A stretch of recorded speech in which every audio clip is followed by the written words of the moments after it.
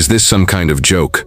The prosecutor's voice, sharp and laced with disdain, cut through the quiet hum of the courtroom. Contempt of court and now stolen valor. Sir, do you have any idea the trouble you are in? Larry Clark, 82 years of age, stood before the imposing oak bench, his hands clasped loosely behind his back. He did not flinch.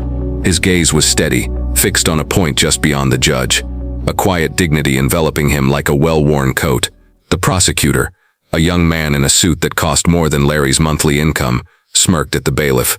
Let the record show the defendant is unresponsive. The air in the courtroom was stale, heavy with the scent of old paper and cheap disinfectant. It was a place of judgment, and Larry Clark was being judged harshly. The initial charge, a minor traffic violation that had been escalated due to a misunderstanding, had somehow spiraled into this public humiliation. The prosecutor, a man named Henderson, seemed to take a personal interest in dismantling the old man's character. He paced before the judge's bench, his polished shoes clicking in arrogant rhythm on the linoleum floor. "Your Honor," Henderson began, his voice dripping with condescension, "we have here a man, Mr.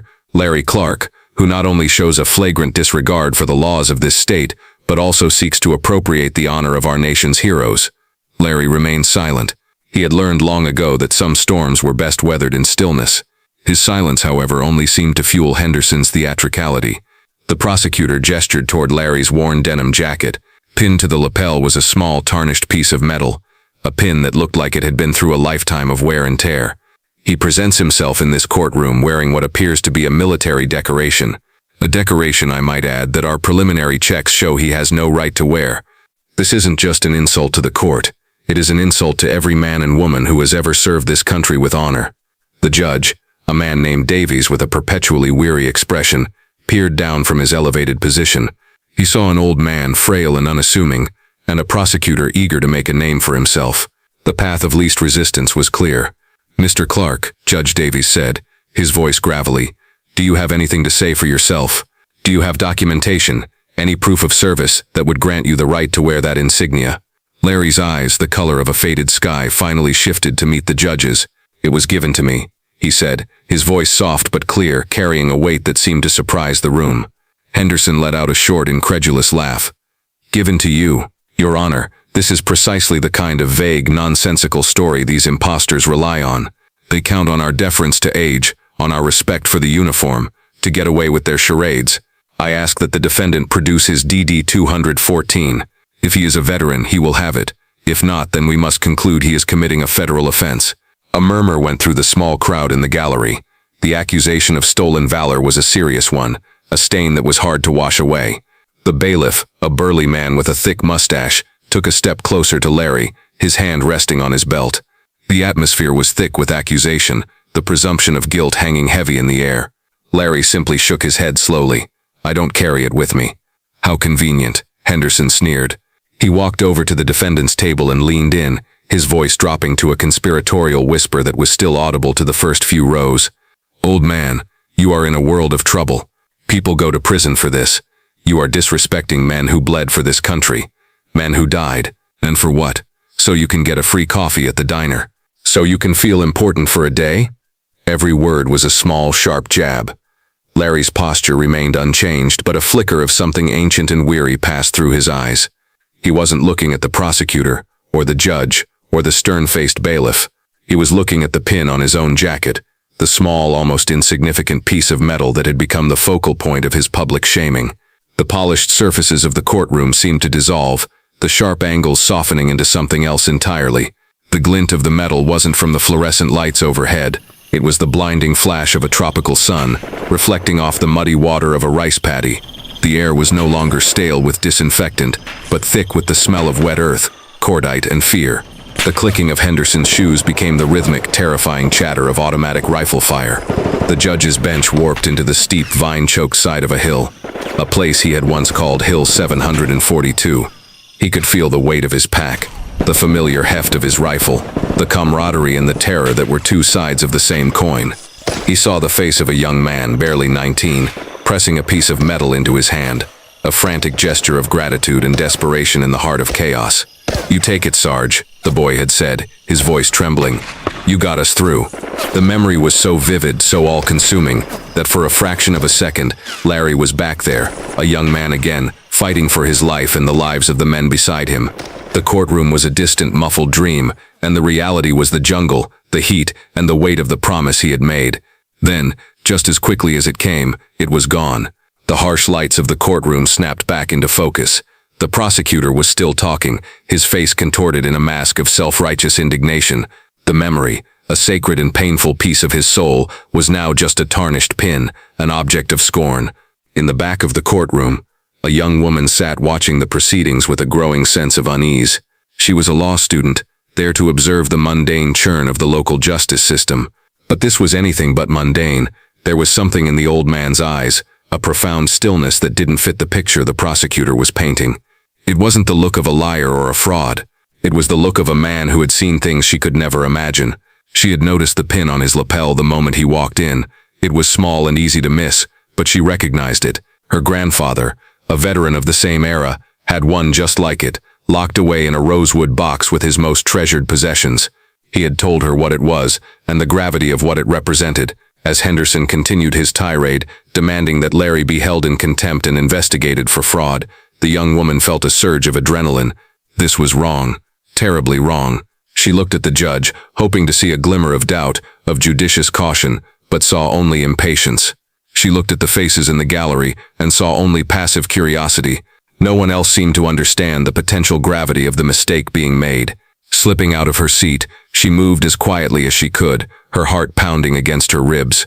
She navigated the narrow aisle and pushed through the heavy courtroom doors, the prosecutor's voice fading behind her. In the echoing quiet of the marble hallway, she fumbled for her phone, her fingers trembling slightly as she scrolled through her contacts. She found the number she was looking for, a number she had been given by her grandfather years ago with the instruction, "You only call this if you see an injustice that no one else will fix." She pressed the call button and lifted the phone to her ear. It rang twice before a gruff, no-nonsense voice answered. "Yes? Hello, sir," she began, her voice a hushed, urgent whisper. "My name is Sarah Jensen. My grandfather is Colonel Robert Jensen. He told me to call this number if I ever needed to report something." There was a pause on the other end of the line. "What is it, Miss Jensen?" "I'm at the county courthouse," she said, speaking quickly. "There's a man here, an elderly man. His name is Larry Clark. They're accusing him of stolen valor. He's wearing a pin, sir. A small silver pin with a star in the center. The prosecutor is trying to have him arrested." She took a deep breath. "Sir, I think they are making a terrible mistake." The voice on the other end of the line changed, the gruffness replaced by a sudden, sharp intensity. "What was the name you said?" "Clark. Larry Clark." There was a sharp intake of breath, followed by a muffled sound, as if the man on the other end was covering the receiver and shouting an order. "Keep them there," the voice commanded, returning to the phone. "Do whatever you have to do, but do not let them take that man out of the courtroom. We are on our way." The line went dead. Sarah stood in the empty hallway, the silence of the courthouse a stark contrast to the storm that was about to break. She had done what she could. Now she could only hope that help would arrive in time. Inside the courtroom, Henderson was moving in for the kill, convinced of his imminent victory. The wheels of a different kind of justice were already in motion, racing toward the unsuspecting courthouse with a speed and authority that would soon turn this entire proceeding on its head. The audience, the judge, and the arrogant young prosecutor had no idea what was coming. They had no idea who Larry Clark really was. Back inside the courtroom, the air was thick with impending judgment. Henderson, flushed with the certainty of his position, saw the proceedings as a mere formality. He was painting a picture for the judge, a portrait of a pathetic old man so desperate for a scrap of respect that he would steal the valor of true heroes. The narrative was simple, compelling, and in the absence of any defense, utterly damning. He requested that the judge not only find Mr. Clark in contempt but also bind him over for federal investigation under the Stolen Valor Act. It was a move designed for maximum humiliation, to make an example of this quiet, unassuming man. Judge Davies, seeing a quick and easy resolution to his crowded docket, was inclined to agree. The phone call, however, had landed like a lit match in a powder keg. Miles away, in a building of glass and steel, a two-star general had just slammed down his phone. The name Larry Clark had been spoken, and the effect was electric. An aide, a young captain, rushed into the office, his face a mask of concern. "Sir?" The general was already on his feet, his face grim. "Get me the commandant of the state police on the line. Now." and scramble a full honor guard. I want them at the county courthouse in 20 minutes. The captain, stunned by the unprecedented order, simply stammered, "Yes, sir." "Which county, sir?" The general's eyes were like chips of ice. "There is only one courthouse that matters right now, son. Find it." He began to pace his office, the quiet carpeted room suddenly feeling like a command bunker in the heart of a crisis. The name Larry Clark was not just a name, it was a legend, a name whispered with a mixture of awe and reverence in the halls of the Pentagon, a name associated with a level of bravery that few could comprehend. The idea that the man bearing that name was standing in a county courtroom, being accused of being a fraud, was not just an injustice, it was a sacrilege. Henderson, oblivious to the storm gathering outside, pressed his advantage. "Your Honor, let's be done with this charade. This man is an affront to the dignity of this court and to the memory of our fallen. I ask for immediate remand. Let him sit in a cell and contemplate the disrespect he has shown." Judge Davies nodded slowly, lifting his gavel. "Mr. Clark, you have been given ample opportunity to present evidence, to defend yourself against these very serious allegations. You have chosen not to. Therefore, I find you in contempt of this court." He was about to bring the gavel down to seal Larry's fate when the heavy doors at the back of the courtroom burst open. The sound echoed like a gunshot, causing everyone, including the judge, to turn and stare. Framed in the doorway were two state troopers, their uniforms immaculate, their faces set and serious. They were followed by a procession that silenced the entire room. A full military honor guard, 12 soldiers in their dress blues, marched into the courtroom with a precision that was both beautiful and intimidating. Their boots struck the linoleum floor in perfect unison, a rhythmic, powerful sound that completely overwhelmed the quiet proceedings. They formed two lines, creating a pathway from the door to the defendant's table. At the end of this procession, a man with 2 silver stars on his shoulders strode into the room, his presence radiating an authority that dwarfed everyone, including the judge on his bench. Major General Marcus Thorne did not look at the judge. He did not look at the prosecutor.